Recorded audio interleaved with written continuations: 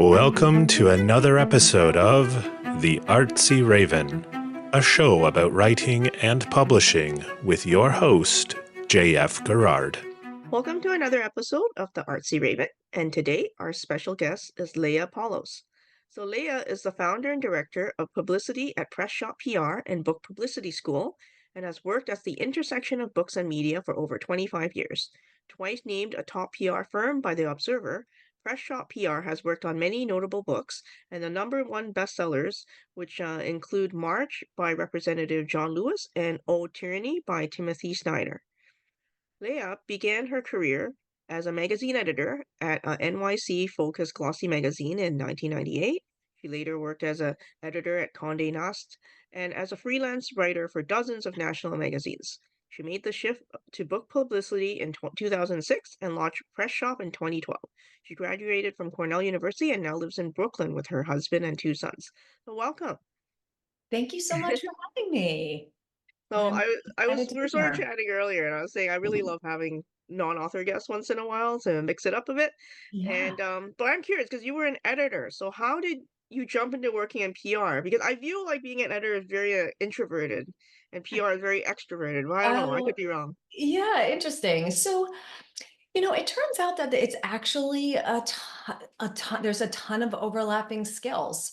I think that all of the things, all of the skills and knowledge sets that I use today in book publicity, I really learned for the first time being an editor at a magazine. So, you have to, as an editor, you have to really think about how to create stories about whatever you're covering. So, you can't just say, oh, this new restaurant opened, or, something about, anything you're writing about. You have to figure out how to make it really compelling to your readers. And So that's really the same work that we do here, and as we're promoting books. cool. So tell me a little bit about the difference between your press shop PR and book publicity school. Yeah. So Pressure PR is where we do full media campaigns. So that is our main business. I've been doing that work for quite a long time. Press Shop, I was doing it under my own name, but then 2011, 2012, I turned it into Press Shop as a company. We're now a team of five. And at Press Shop, we are independent book publicists. So authors hire us and publishers hire us to handle the media launch campaigns for books. So when publishers hire us, it's usually to handle the entire campaign. So maybe one of their publicists is out on maternity leave, or maybe it's a book that's not totally in their wheelhouse and they need somebody with different contacts. But probably about 75% of our work at Press Shop is authors hiring us. And that is to supplement the work that the publisher is doing in the lead up to publication. So the way it goes these days, even if you are traditionally published, even with a big house, if you're not a lead title, if you're not, one of their big books, it's hard to get as much attention from the publicity and marketing teams, and that's through no fault of their own. I mean, the people who work on those teams are so hardworking and dedicated to promoting their authors, but they just have a really, really hard job and just an impossible workload. So authors hire us to work alongside them and broaden the scope of the campaign and just line up as many reviews, interviews, whether that's on TV, radio, podcast, mentions in Substacks, columns, excerpts, all of that, all of those types of media attention. So that's what Press Shop is. And then, for a long time at Press Shop, I was thinking, how can I support more authors? At Press Shop, our campaigns are so sort of robust. They're 5 months long. They're intensive. It doesn't make sense for every author to hire a publicist to do that kind of campaign. It doesn't make sense for us to take all the authors that are coming to us all the time. And sometimes it's just not the right fit for whatever reason, whether that's a scheduling issue or budget or just a genre that's harder to get publicity on. But I was trying for years to figure out how can we help more authors? I know we can help more authors. It just, in what format can we do that makes sense? And what I realized is authors these days they're really tasked with doing a lot of promotional work for their books because of what I was saying earlier about how little publicity support publishers are typically able to offer. It really falls to the author to do. And obviously the author wants their book to be successful, but a lot of times they lack the sort of insider, or just even not even insider, any sort of knowledge about how the media business works, how the publishing world works. And so asking an author to then navigate these two worlds to promote their book is really hard, and they're both kind of opaque worlds, what's going on in media, what's going on in publishing. So that was why we started Book Publicity School, was to, just give authors as much information so that they can be armed with, tools and strategies, and they know what's going on, and then can effectively promote their book. So that's why we started Book Publicity School, and it's been really fun. We've been working with tons of authors, all different genres. And it's going really well. Now, this year is an election year in the US, and of course, social medias and the news is all filled with election stuff every day. Now, a book seems not as important compared to that. So, how can authors break through all this noise and sort of say, "Hey, have a quick look at my book," and then go back to the election? Yeah. Well, since we're recording this with 5 days left before the election, I'm That gonna is go true. ahead and say, just, let's just hold off on reaching out about your book for a sec. And I never say that. I am actually we've landed great hits at Press Shop, sometimes by reaching out to people on off days, like end of August, or like right before, like the Wednesday before Thanksgiving, which are sort of considered big no-nos to be Mhm. pitching books. But because everybody else is listening to that advice, sometimes you can actually break through on those days. So typically, I'm not usually one to say, no, this is a bad time to pitch, but I will say until November 5th, and unfortunately, probably a little bit after that as well, or a lot after that. I think it's probably better not to reach out. But then, first of all, there's always stuff you can be doing internally to get ready and lay the groundwork for publicity. But just, zooming out on a larger scale, um, even without the election, everything is, the news is really intense. The news cycle is so fast moving. Social media has everybody completely inundated with content. So it is really hard to break through at any point these days. Um, so, I would say, what I say to authors is, you first of all have to just be realistic about the world we're living in, and you have to sort of be nimble in how you navigate it. So sometimes when authors come to us and they've had a book that was successful that maybe came out in 2007 or something, and I always have to sort of sit down and say, this is a completely different landscape than you experienced for your last book. So we're going to have to work with it. So many of the review pages have folded. So many local media outlets have folded. Even the really big hits that are still around give you less traction because there's so much other noise around, and other content. But on the positive side, it's all not all negative. On the positive side, there are many more venues to get coverage, and there are a lot of venues that are really targeted to specific interests or specific readers. So there are podcasts that if you're writing a book, with a fairly narrow topic or a specific genre, you can go to people who are covering that. And while it may not be a massive audience, it is a targeted audience, and that's potentially even more valuable. So, you really, in these times, you really need to be focused on thinking about who your reader is and really targeting them in all of your outreach. And, just know that the really big hits that used to just sort of drive the conversation and then you could kind of sit back, those don't exist anymore so much, but there are a lot of other things to do. It just does take a lot of legwork.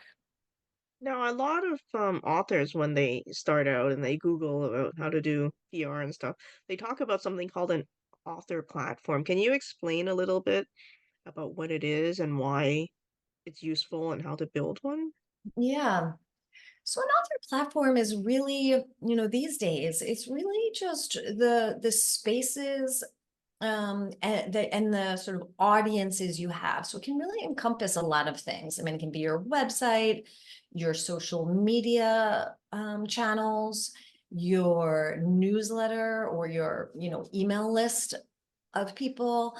Um, and so the idea is that you really, want to make sure that you have some sort of platform. Obviously, if people have, a ton of followers or they're an influencer in some way on social media, it's more clear, like, okay, this is your platform. But for most authors, it's not quite so clear cut. It's more like, okay, maybe I have 350 people on Facebook. I have my website. Maybe I have a Substack with like 100 subscribers. I have a LinkedIn with, a couple hundred, whatever it is. Like, so you sort of think about all of those as your platform. And then you really, in the lead up to publication, you really want to make sure that you're building, expanding that platform, and also making sure that that the messaging is right. That they're working to promote your work, that you can, if your book is about a certain topic and you're going to put all your effort into promoting this book,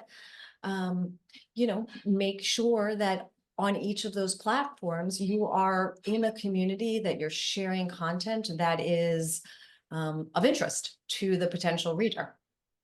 So, a platform can really be all of those things. If you are, have a speaking career, or you give paid speaking, that can also be part of your platform. So it's really pretty multifaceted, but you do want to really pay attention to it now, because those are the people that know you, that are familiar with you, that know your name, or know that when you post something, it's worth reading. Those are going to be really important people in the promotion of your book. Well, now, social media, I mean, there's so many things on social media. Like, how can authors focus their efforts and how would they know what's a waste of time? Yeah. So, yeah, this is such a big question, and I hear it all the time. Um, so I think one thing that I hear from authors that causes a lot of sort of frustration and stress is, whenever someone has a book coming out and they're thinking about promoting it, everyone's like, well, you got to get on social media, and publishers are like, well, you have to be on social media, or, you just get that advice all the time.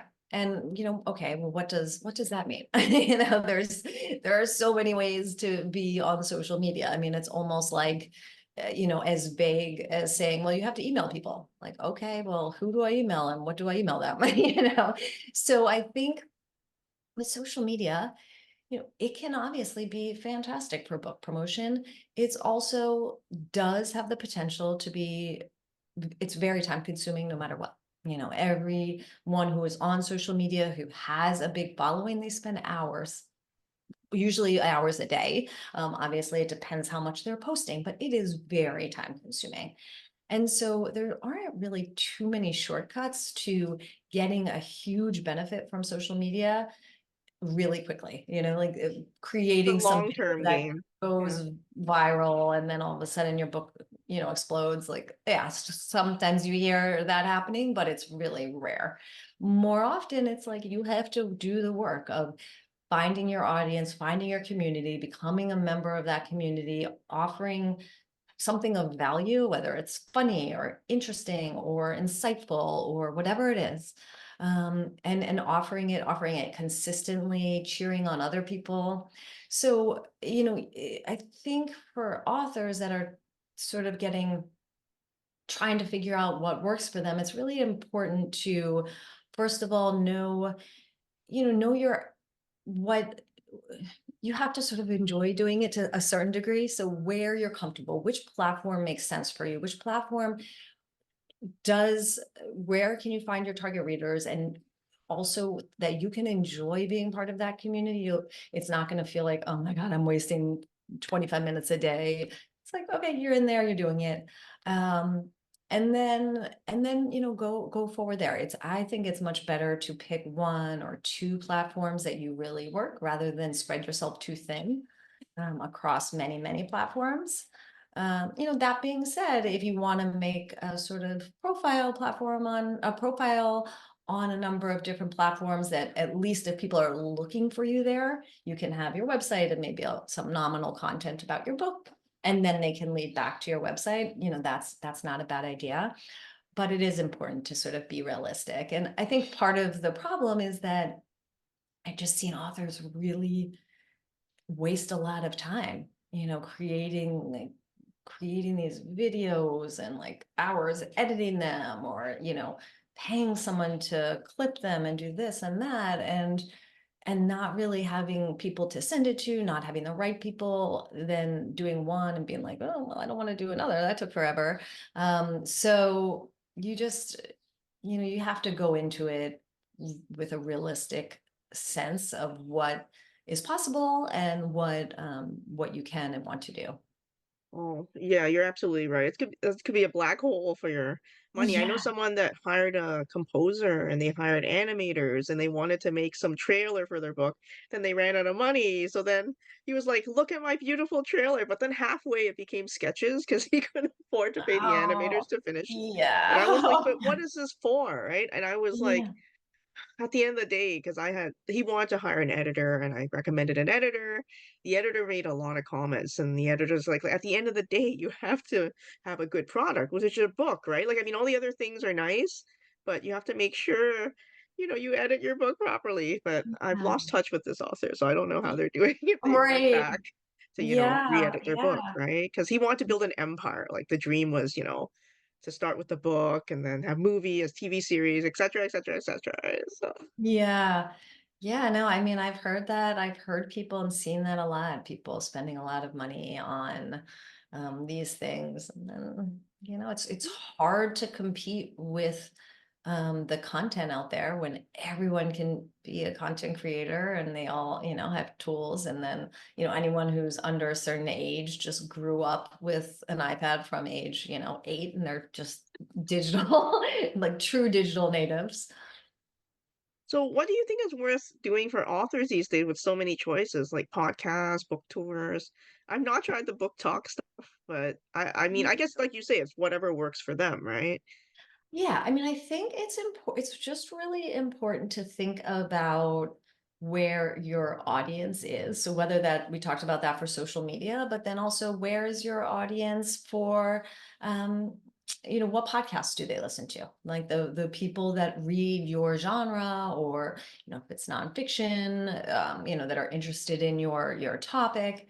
What are the things that they're listening to? What radio shows, what podcasts, what Substacks are they subscribed to? What are their go-to websites?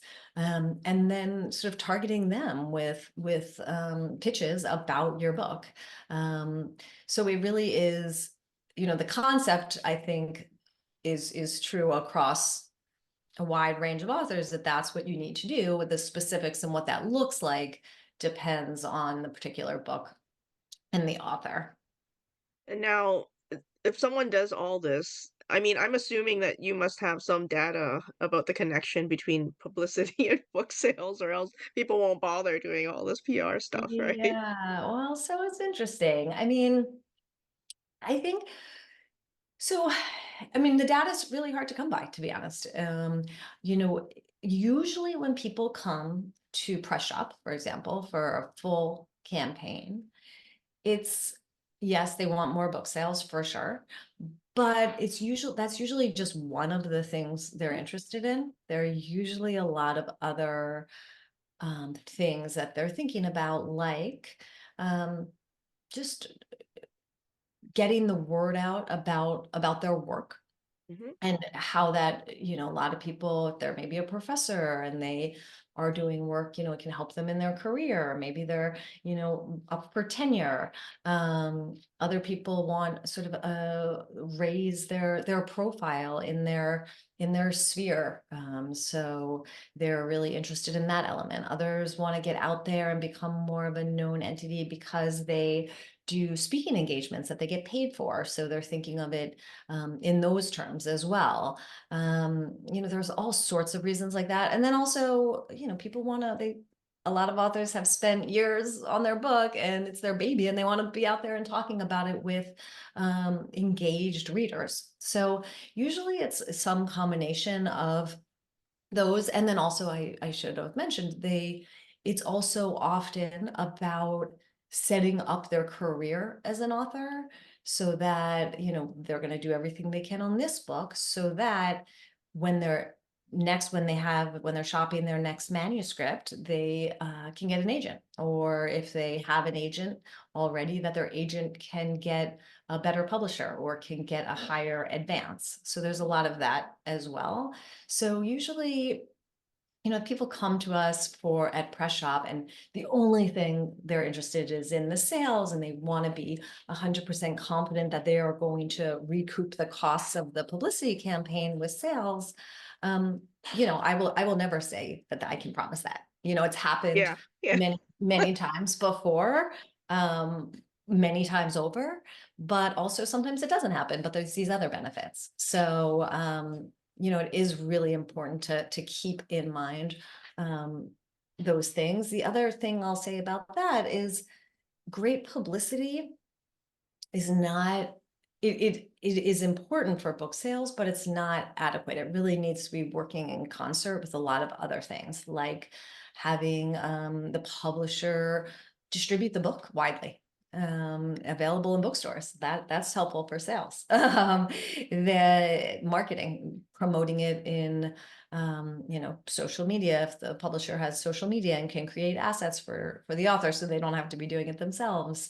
Um, are they sending out their sales team and aggressively pushing your book? So, publicity is one piece of that, but on its own, if none of those pieces are in place, it's less effective.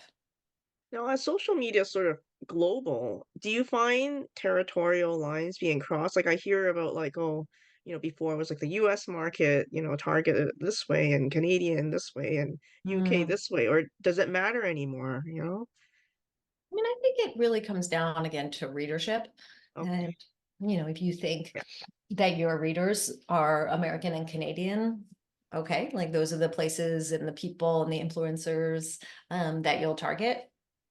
Um, so I think that sort of answers it. When there's more, if we worked on some books that have much more of an international appeal, or more about have more of a European sensibility, in which case your targets, you would choose them differently. Cool. Now, okay, if I'm an author and I don't want to do any of this and I want to hire you. So Right.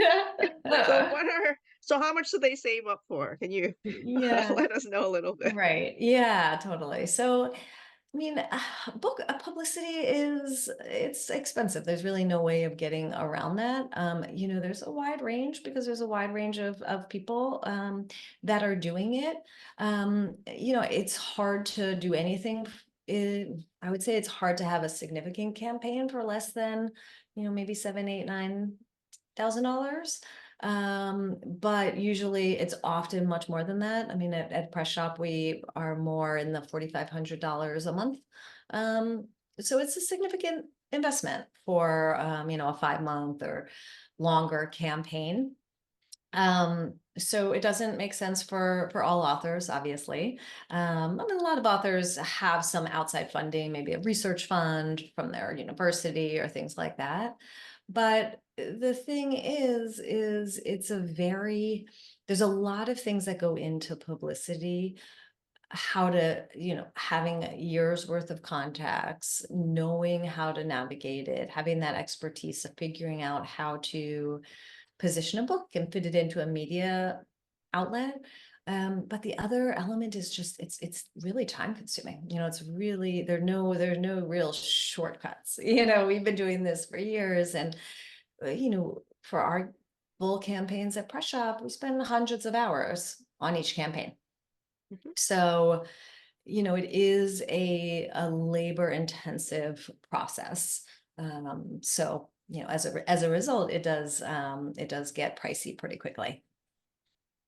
And Well, it's also, I should say that's also that was another big impetus for launching Book Publicity School, because I know it's expensive. I know a lot of people, most people can't afford that. So I really wanted to figure out how to bring all of the insights that we've learned over the years, how to bring it to more authors, but at a much lower price point. So that's what we do at Book Publicity School. sort of like courses and people sign up, Mm-hmm. and they learn by like a DIY. Exactly. Yeah. We've got a couple different, we've got a one-off courses called crash courses that are just 90-minute one-time sessions. We've got a 6-week course, which is our sort of flagship program. It tells authors everything they need to know about in the lead up to publication. And then we also work on a longer term basis for 6 months or more with authors, supporting them, giving them one-on-one feedback, etc. Cool. Well, thank you for spending time with us and giving us so many tips. Excellent. You are welcome. Thank you so much for having me. For more upcoming episodes of the Artsy Raven about writing and publishing, visit us at jfgarrard.com/arpodcast. A reminder to Patreon subscribers that there is bonus content available for every episode on the Patreon website. If you enjoyed the show, you can show your appreciation by buying us some digital coffee. The Artsy Raven is produced by J.F. Garrard. The voice in the show's introduction is Chris Gorman, and music is by Tim Moore. Thank you for tuning in. Until next time, stay safe.